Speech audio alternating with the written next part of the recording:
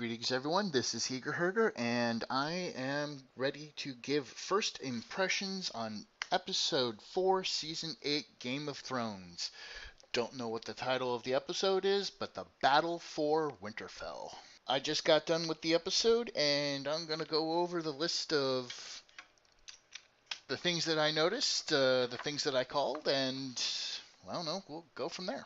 The first thing that I noticed when I opened up the episode was the runtime, and I'm like, about freaking time, almost an hour and a half long, and they certainly delivered. And I think that just went the entire budget for just about the entire season. Now, I was not surprised that Mel showed up at all. For those of you who listened to my Butcher's Bill video, I did call that Melisandre would show up. I was hoping that she would show up with troops, but it was just her. But she ended up making quite a ultimately made a big enough difference for the delay for everything to work out. I'm also very glad that they added in the flame shot to the catapult and the trebuchets, although they did not really play too much part in the actual battle itself. I'm not going to get into the huge details of tactics and, what went wrong, what happened. That will be for the complete tactical breakdown, of which I'm going to be starting on in a couple of days. Unlike some of the professional YouTubers out there, I do have a full-time job, so I can't exactly take time off to work on it. So I will get to it as I can and get it out as fast as I can. One of the cuts, one of the shots that they had that actually was that I thought was absolutely fantastic was this particular shot here. I wasn't originally going to add in a whole lot of screenshots, but this was just too beautiful to not include. Kind of showing as to how far trebuchets actually go, and that's just a wonderfully, beautifully done shot. Unfortunately, I guess it might be said unfortunately, I came to this battle with a certain mindset, and all I could think of as the flames of the Akras went out was, wow, that was a remarkable waste of all those Dothraki. Now, one thing I noticed with the shattered remains of the Dothraki that came back towards the lines was when Jorah came out of the darkness. Tormund was looking at his eyes. You could just see, are his eyes blue? Are his eyes blue? Okay, no, he is a friend. And speaking of the Dothraki charge, did anybody see what happened to Ghost? I didn't see it, but did anybody see what happened to Ghost? Did he just disappear again for the rest of the season? I don't know. We'll find out. We had seen that enveloping ice cloud storm effect before at Hardhome, and we saw it again here with just from Sansa's point of view with the fighting and the frost winds and the frost clouds around, which I have to say was really, really spectacular. Um, and that it worked well in it caught my mind. It's like, well, that works very well in the Night King's favor because dragons don't like flying in the cold like that, and it he doesn't have air superiority, but with the weather, it kind of shuts down it not shuts down, but has a great hinder to what Dany and Jon Aegon can do with their dragons. The death of Dolorous Edd was unfortunate, but of no real surprise that he was on the butcher's bill for characters that were going to die this in this battle, and well, it happened. As I said, no surprise. For those of you who viewed my tactical review for the defenses at Winterfell, the stuff that they put in place and everything, um, I did kind of mention that the Unsullied would need to cover the retreat with their uh, legendary iron discipline, despite the fact that they're being overrun by endless hordes, of which I thought they displayed, they showed that extremely well. And speaking of Butcher Bill guesses, yeah, totally wrong about Lyanna. Uh, she went out. She went out like a boss for a character that was supposed to have one scene. She left the series like a freaking boss. It of course sucked when she and everybody else got back up again, but that's the Night King for you. Arya Stark was as badass as I would have thought she would have been with that double-ended spear. The fact that it could be separated into two different weapons to be wielded, to dual wield at that point, I thought was very impressive. Um, when she got to the I'm such a geek and gamer. When she got to the library and she was hiding from the whites, all I could think of is like, oh god, this is a nightmare stealth level in a game. Just one of those stealth levels that anybody who's played video games for any amount of times have come across. But it I'm not sure why, but that was the first thing that came to my mind. And when we get to that point in the battle and the Hound is freezing up, and I just kept on saying, like, come on, Sandor. I kept on rooting for him, and it. I was glad that something was finally able to snap him out, and it was the fact that Arya at that point was being pursued and in massive danger. Um, at which point I don't know what to call them, but the Hound's instincts kicked in, and he went after her and did it like a boss. And along the same note, Lord Beric Dondarrion, another one from the Butcher's Bill, and called it. Not necessarily the manner of death, because I thought it would have been somebody else who attempted killing off the Night King in an improper way. Um, but his death was no real surprise. Again, like any death, like a death of any major character, although technically he's not a major character, but we have enough face time with him to kind of, be a secondary character of note. Um, he did, as expected, went out like a boss.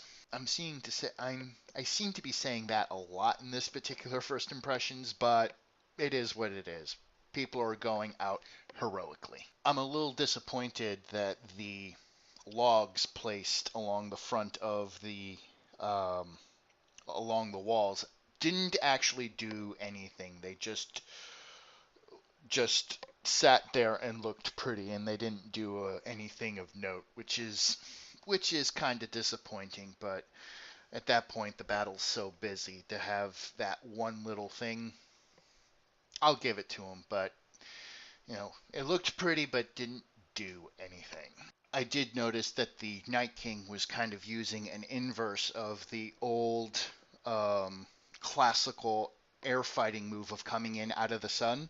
He was coming in out of the clouds and out of the fog, coming up from underneath where it's kind of difficult for the rider on back to actually see. So I thought that was very clever,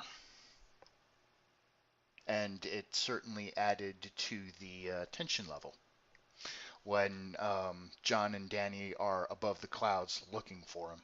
Now, the sequence where Rhaegal and Jon um, slam into the Night King actually started to really piss me off.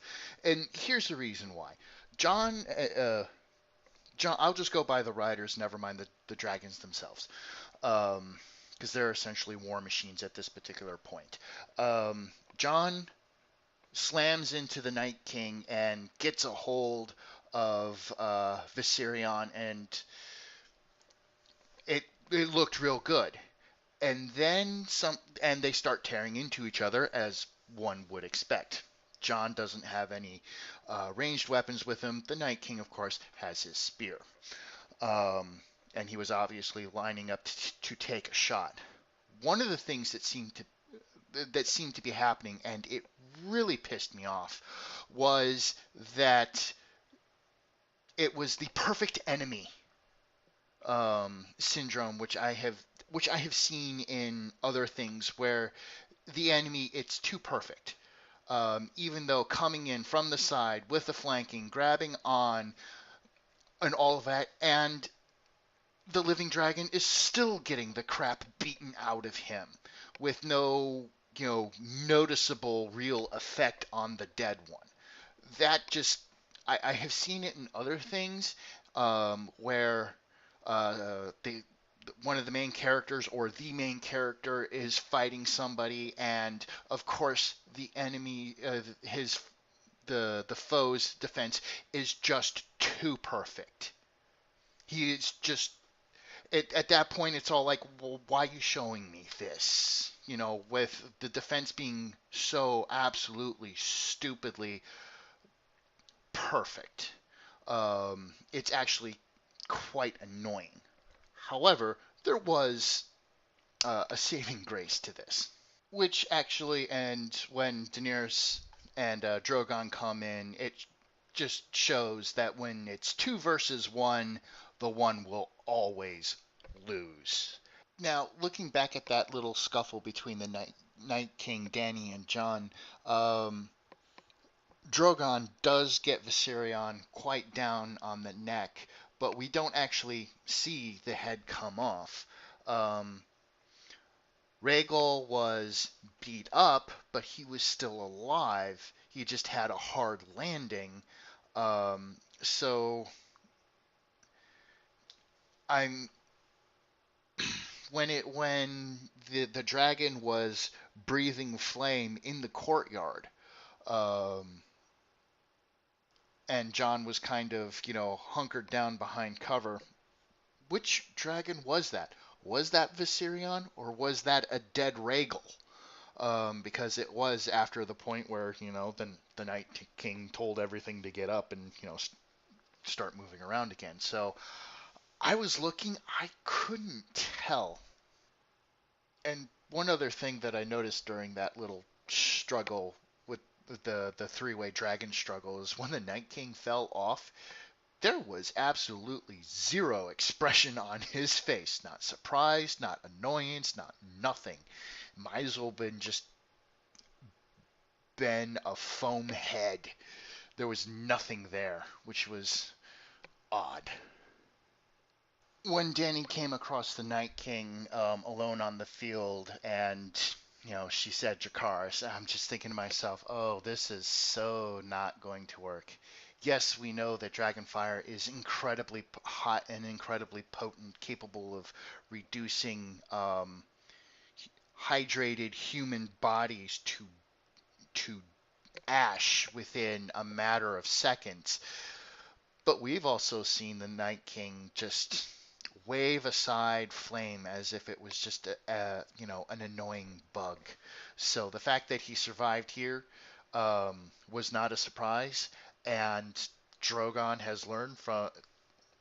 has evidently learned from his last encounter. As soon as the Night King raised his spear, Drogon beat beat wings, beat feet out of there, and the Herculean laser straight throw of the Night King missed, which is good.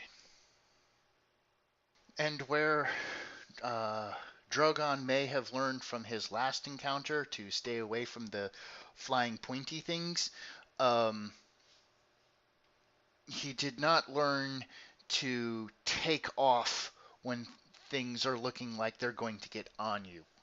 Uh,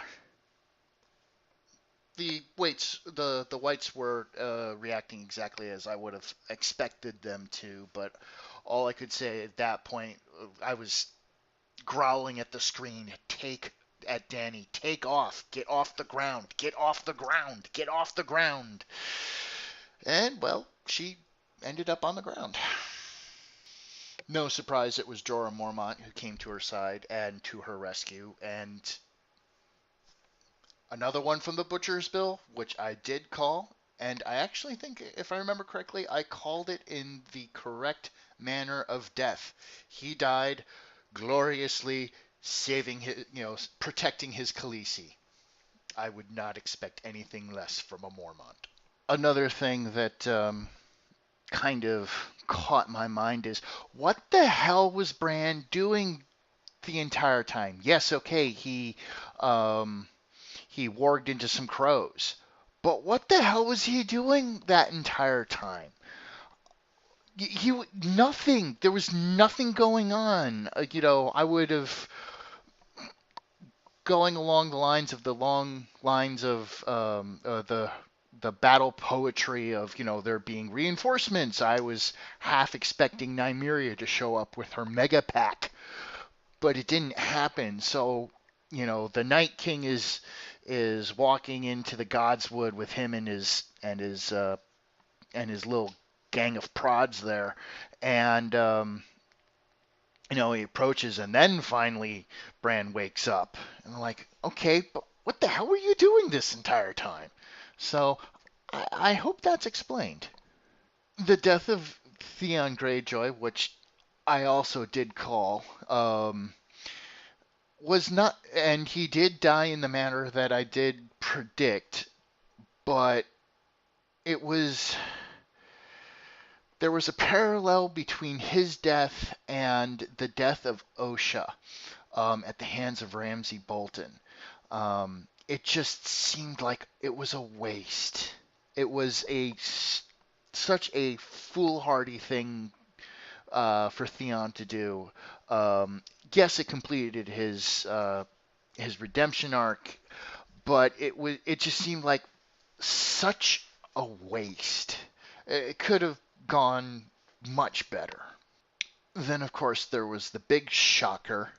It surprised the hell out of me when it happened after the Night King pulled a hard home, and all of the Starks were breaking out of their tombs, and I was just yelling at the screen, the Starks, what is going on with the Starks getting up? That can't happen. With the way the Starks bury their dead, it can't happen. That's, at that point, that's a malevolent spirit, and they are all barring guest rights. All of the Stark statues of all of the Starks buried in the crypts are barring guest rights. That and the power and that power to basically prevent spirits from actually getting into the bodies. So I don't understand what the hell happened there. I understand what it is, since it was not something that was touched on in the show at all. So, and they have the freedom in which to work that, at which point the dead are literally everywhere, killing everything. I do get that, but that's like, that's like adding new races to a prequel that you've never seen before. Um, Adding in, suddenly adding in plot bending tactics that have, it's all like, or uh, Leia's sudden force bubble power that has no precedence at all in Star Wars lore. Um, just making me, it's giving me heavy twitches. I understand what they did for tension reasons, but for understanding the lore and so forth, I was not happy with this particular point at all. Now, I also have to admit, I completely missed the foreshadowing with what Mel said about closing eyes forever, green, brown, and blue. That just it completely that first time through, it completely went over my head. So it was quite a surprise when it was Arya doing a Ezio Auditore di Frenzia Assassin's Creed style leaping kill on the on the Night King. Yes, he of course being perfect turned around and caught her. Um, but that knife drop flip catch that she showed off so perfectly well with that sparring um, match with Brienne in the previous season, which I thought was just that was absolutely perfect and quite well done. And as amazing as it was, to see all the to see the Night King shattered, to see the other White Walkers just crumble, shatter into ice cubes and have all the dead fall down. One of the things that came out of my mouth as I was watching it actually was, I hope it's not this simplistic in the books. Um, I understand for the show, and the whole sequence was very well done and absolutely amazing. But I'm just hoping in the back of my mind is, please don't let it be this simplistic. And of course, the last death of the episode was Melisandre, which again in the Butcher's Bill video, which I'm linking both as a card and below in the comments. Um, she also passed. She also died. She wasn't killed. She let herself go at the very end of the battle. Um, she took off her choker. The glamour, once she dropped it and moved away from it a little bit, the glamour faded. She turned old. She turned her true age, which is ancient, and you could actually see uh, in the form of a mist of her leaving her body. So the a more kind of also something I noticed um, when it comes to this battle. So there are no men of fighting age in the Vale. There are no men of fighting age amongst the wildlings, if there are any wildlings left at all. The Night's Watch is completely gone, and there are no men of fighting age really in the north. Um, or should I say north of Winterfell. There could conceivably be people, um, Barrington, um, White Harbor, the Crannig in the Neck, and like the Stone Coast. But for all intents and purposes, the Vale is wiped out, the Dothraki are wiped out, the Wildlings are wiped out, and the North are wiped out. There appears to be one dragon alive, assuming that the one that fell apart uh, was was not Rhaegal and was indeed Viserion that got away from Dany and Drogon. So yeah, things have gotten a lot more interesting tactically for future episodes. Not so much tactically as strategically for future episodes. And we also have to bear in mind that the Riverlands really don't have an army anymore on account of between the War of the Five Kings and all the deprecations and all the fighting that happened there, the Riverlands is essentially destroyed for a generation at least. Okay, so those are my first impressions of episode 3 of season 8. I will link the two videos that I referenced earlier. I'll put them in the description and tell me what you thought of this particular episode. Put it down in the comments. Hit me on my Butcher Bill hits and misses. So we can take a look at those. Give me a like, a share, and subscribe. And I will start working on the complete tactical breakdown of the Battle for Winterfell. And if I don't get that done in time for next week's episode, I will see you next week.